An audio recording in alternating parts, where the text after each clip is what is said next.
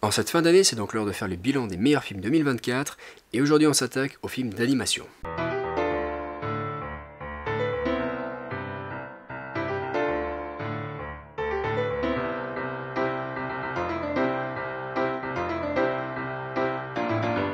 Alors on fera évidemment l'habituel top 10 en équipe et en débat dans les prochains jours, et il y aura peut-être des films d'animation dans les tops de chacun, mais je vais me concentrer sur mon top personnel de cette année, comme d'habitude dans un mélange entre appréciation subjective, des sujets, du style et de l'intrigue, et puis disons des observations un peu plus objectives des qualités cinématographiques de ces films-là. Donc, pour ce qui est du top d'animation, on commence par quelques mentions honorables rapidement, enfin je vais en citer surtout une, parce que ça va être un petit top 5 assez rapide. Et bon, j'en ai vu plus que ça, mais je pense que La plus précieuse des marchandises, ça mérite d'être mentionné. C'est quand même c'est le nouveau film de Michel Hazanavicius, donc déjà c'est son premier film d'animation, donc il s'attaque à un nouveau genre, un nouveau style, et déjà ça c'est assez intéressant. Le style est, bon, on aime ou on n'aime pas, moi je suis pas grand fan de cette animation là, ça joue peut-être sur le fait qu'il soit pas dans le top, mais bon, en tout cas elle est bien faite, et si on aime, je pense que ça nous pose pas de problème. Ça m'a pas posé de problème sur le film, mais disons que c'est pas l'animation que j'ai trouvé la plus époustouflante non plus. Par contre le sujet est intéressant, après le rythme, un poil laborieux, j'ai envie de dire, dans le premier tiers ou deuxième tiers, je sais plus exactement, mais il y a un moment où je me suis dit ça galère un peu, mais sinon le fond est évidemment très intéressant, c'est même pas trop le terme, tragique c'est plus juste, bon, historique évidemment, mais c'est bien amené, c'est bien construit comme histoire. Après les voix honnêtement et les dialogues, j'ai moins accroché que d'autres, mais par contre il y a des très beaux plans. J'ai parlé de l'animation, que c'était pas exactement mon style préféré, mais il y a quand même des très beaux plans, donc ça mérite d'être mentionné, et puis c'est quand même un film intéressant et lourd, mais ça c'est plutôt, disons, d'un point de vue positif. Donc on passe au top 5, honnêtement ça pourrait très bien être une mention honorable si j'avais fait un top 4, bon, c'est plus courant de faire un top 5, donc je le mets en cinquième, c'est Transformers 1. C'est pas tout à fait mon film préféré non plus, c'est quand même un film un peu plus orienté pour les enfants que pour les adultes. C'est pas un film Pixar qui s'adresse vraiment aux deux, quoi. Et puis l'histoire est quand même assez construite de manière assez banale, on va dire, sur un MacGuffin assez simpliste, mais c'est captivant. Et c'est cette histoire de Optimus Prime et Megatron qu'on connaît dans tous les films Transformers. Mais avant qu'ils mènent chacun les Autobots et les Decepticons, et en fait quand ils sont deux amis, deux mineurs sur la planète des Transformers, donc j'ai oublié les noms là, et du coup en fait c'est un peu une double origin story pour ces deux personnages là, et c'est donc un film centré sur la vie de ces robots sur la planète, dont les ressources naturelles s'épuisent et dont le gouvernement en place profite. Et en fait, il y a quand même une histoire de lutte des classes derrière, et toute une histoire de révolution qui est assez intéressante. Et puis c'est surtout, pour moi, c'est surtout son ton humoristique et son développement de personnage en parallèle avec l'ascendance d'Optimus d'un côté et l'évolution de Megatron qui est sur le sentier de la vengeance tout du long, qui est vraiment intéressant, et le côté humoristique marche bien. L'animation est un peu particulière, donc encore une fois sur de l'animation on accroche, on n'accroche pas, mais Cybertron, voilà, c'était ça le nom de la planète. C'était Cybertron. Bref, du coup l'animation, ouais, moi ça me dérange pas, je trouve que c'est une animation dans un style très métallique, donc je peux comprendre que ce soit assez particulier, mais pour des Transformers je trouve que c'est pas mal, et du coup il y a quand même des plutôt beaux plans. J'ai envie de dire que le troisième acte est quand même un poil générique, donc voilà, honnêtement dans les deux premiers actes, même si c'était vraiment plus orienté pour des enfants, je prenais mon pied. Le troisième acte on le voit vraiment venir, mais ça reste un divertissement satisfaisant, et je pense qu'en tout cas pour les enfants, parce que c'est quand même encore une fois un film dont la cible sont les enfants, je pense que ça plaira beaucoup aux enfants, donc je sais que le film n'a pas fait un gros score au box-office, donc il n'a pas trop eu un grand public, mais je pense qu'en streaming ou quoi, il peut trouver un public plus large. Donc ouais, donc, top 5 de l'année. Top 4, un film pour le coup bien plus innovant, un film très intéressant, c'est un film de science-fiction hongrois qui s'appelle Skydome 2123. Bon, le titre original, ça se traduirait plutôt par les ciels silencieux. Alors encore une fois, là pour le coup l'animation est encore plus atypique que pour Transformers, puisque c'est tourné en rotoscopie, donc c'est-à-dire avec des acteurs qui sont ensuite redessinés à la main, et les arrière-plans sont eux modélisés en 3D, donc ça fait un mélange assez spécial. Et Et en fait, c'est un film d'animation, un film de science-fiction, pardon, qui se concentre vraiment sur un récit intime et une exploration, disons, mélancolique dans un futur très stérile. En fait, ce qui se passe, c'est que la Terre a été épuisée de ses ressources, il n'y a plus aucune vie végétale ou animale, et l'humanité vit sous d'immenses dômes, et donc l'extérieur n'est qu'un désert sans fin de roches dévastées par la pollution. Et l'avenir de l'espèce est donc en jeu, et l'être humain vit parqué un peu comme du bétail qui porte une date de péremption. Et donc, passé les 50 ans, les corps humains doivent être rendus à la société, en fait. Et donc, dans ce contexte, l'intrigue, elle suit un psychiatre qui aide la population à dépasser ces lois cruelles qui semblent, pour les personnages, indispensables à la survie humaine.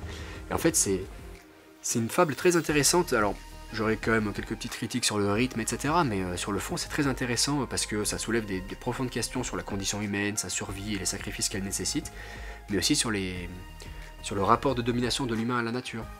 Et en ça, le film, il offre un regard alternatif sur l'avenir, puisqu'il interroge nos illusions d'éternité et la question de l'hybridité comme une évolution de l'espèce, ou encore même celle de l'euthanasie volontaire. Et du coup, on peut se demander est-ce que l'évolution pourrait se faire sans les hommes? Et du coup, est-ce qu'on doit se battre pour la survie de la planète ou celle de notre espèce? Enfin, il y a beaucoup de questions. Et ça fait pas mal repenser le futur et ça fait réfléchir, quoi. Après, c'est pas le film le plus captivant du monde, mais c'est intéressant. Top 3, du coup, c'est Vice Versa 2, le Pixar de l'année. Hein. Ça sera très certainement le plus gros box-office de l'année. Je crois qu'on est à 1,6 milliard ou 1,7 milliard cette année, en ce moment, au box-office international. Un énorme succès. Alors, pour moi, c'est pas au niveau du premier, puisque le premier, je le considérais vraiment révolutionnaire et très très innovant dans son allégorie de la psyché humaine. Mais c'est quand même une excellente suite. Ça reprend voilà, ce concept des émotions comme personnage. Tout l'environnement, les décors, etc. Tout ça se passe dans notre cerveau. C'est quand même très intéressant, ne serait-ce que d'y revenir. Et en plus, vu que le film s'attaque à l'adolescence, c'est quand même un passage charnière hein, dans la vie. Et donc il y a beaucoup de choses importantes et de nouvelles choses qui arrivent pour les personnages, enfin, pour la personnage principal et du coup ses émotions. Il y a de nouvelles émotions qui arrivent, c'est tout l'enjeu du film. Et au-delà des nouvelles émotions, il y a de nouvelles zones du cerveau, de nouveaux ressentis, de nouveaux sentiments. Enfin, il y a plein de trucs. Donc en vrai, ça c'est et la conception visuelle et la traduction visuelle de ces concepts-là, de ces sentiments-là, etc., dans un environnement ludique d'animation, c'est vraiment très très bien rendu. Donc non, en vrai, comment les émotions, comment même les réflexions, comment ils appellent ça, le courant de pensée avec les fleuves et tout, enfin, c'est très intéressant. Après, vu que c'est sur l'adolescence, c'est vrai qu'on aurait pu s'attendre à ce que le film aille plus loin, parce que le premier, je l'ai dit, voilà, il était hyper innovant, et donc faire une suite d'un film aussi innovant, autant d'années après, on peut s'attendre à ce que il y ait une idée encore aussi innovante que dans le premier pour une suite. Sauf que c'est une suite plus safe, clairement, mais honnêtement, moi je peux pas reprocher quoi que ce soit au film. Le film fait très très bien ce qu'il fait. C'est une grande réussite. On peut juste regretter qu'il aille pas un peu plus loin, mais ça reste quand même l'un des films d'animation très clairement de l'année. Et puis, comme Pixar sait très bien le faire, ça reste un film qui parlera aux enfants, ça c'est sûr, et qui a beaucoup de choses à dire aussi aux adultes, donc très réussi ce mélange-là, comme d'habitude. Le top 2, du coup, c'est un autre film très atypique en termes d'animation. C'est Flow, le film lituano-français, pardon. Il est unique en son genre puisque il n'y a pas de personnage humain, il n'y a pas de dialogue, et ça impose une narration exclusivement visuelle pour suivre l'histoire en fait d'un chat qui fait face à un monde englouti par l'inexorable montée des eaux. Et donc déjà c'est un film, alors c'est pas un film muet, il y a plein de sons de la nature, des animaux, etc. Il y a beaucoup de musiques aussi qui ont d'ailleurs été co-composées par le réalisateur. En fait il a tout fait, hein, l'animation, l'histoire, la musique, le montage. Globalement c'est quasiment un one-man show, hein. Au générique il y a quasiment que son nom, enfin il y a d'autres gars, mais je veux dire c'est lui qui a tout conçu quoi. Gins Zilbalodis il s'appelle. Donc non, un film très très intéressant. Alors évidemment le rythme est un peu lent, donc je pense que pour un film d'animation, on pense souvent au fait que ce soit des films accessibles aux enfants, et c'est accessible aux enfants, c'est le cas de le dire, mais je suis pas sûr que ce soit un film pour les enfants. Pour le coup, c'est comme Pixar, ça parlera aux enfants et aux adultes, mais je pense un peu plus aux adultes quand même. Ou en tout cas les enfants ils verront peut-être un peu moins de choses, ça les fera peut-être rêver, mais mais parce que c'est très onirique, honnêtement, c'est très réaliste dans le comportement des animaux, etc. Mais c'est aussi très fantastique dans certaines disons certains éléments narratifs, ou même certains designs, certains ouais, éléments d'animation. Donc en vrai on sait pas trop à quel moment on se situe. T'as des décors fabuleux qui sont un peu irréels. Et ouais, c'est un peu comme si la narration était elliptique. On sait pas si on est plusieurs siècles plus tard ou si en fait la narration fait comme si dans l'histoire en 1 heure t'avances de plusieurs siècles alors que tu suis l'histoire d'animaux qui ne vivraient pas autant. Enfin c'est assez particulier au niveau de la structure, mais ça marche très bien. Les graphismes sont assez intéressants puisque ça ressemble un peu à des esquisses, mais d'un autre côté les mouvements sont suffisamment bien modélisés et reproduits pour qu'on comprenne totalement les faits et gestes des différents animaux, pour comprendre leurs émotions et comprendre leur motivation, donc ça c'est très très bien.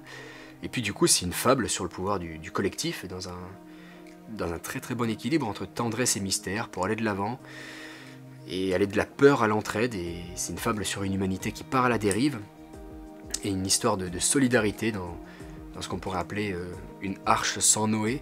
Donc non, c'est un film poétique, créatif et dynamique, hein, puisque aussi la caméra est toujours en mouvement, donc très beau film.